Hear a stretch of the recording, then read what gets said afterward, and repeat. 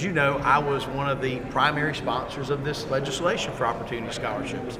And speakers generally don't lend their names to being a primary sponsor of a bill unless it's something they deeply support and feel like that public strong statement support. So something I support is something I continue to support.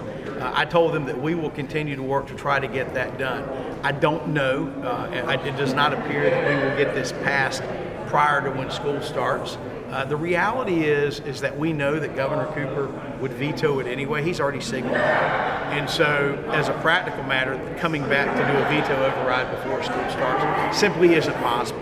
But what we can do, and what I've committed to do, is once we fund this, to ensure that it's retroactive, that these families who have relied upon this will be able to receive that funding. So I would hope that this would happen in one of our later sessions, either in September, which is what I would support, or at the latest in November. And I think that what we ought to do is we ought to take this up while we also enhance with the surplus additional funding for the traditional schools. So I think that's the way to deal with this. I think we will get there in some manner. I'm committed to seeing that we get it done before we adjourn sine die. It would make the most sense to include it as part of a budget. I mean, bear in mind, we're not talking about a small amount of money. We're talking about roughly $500 million.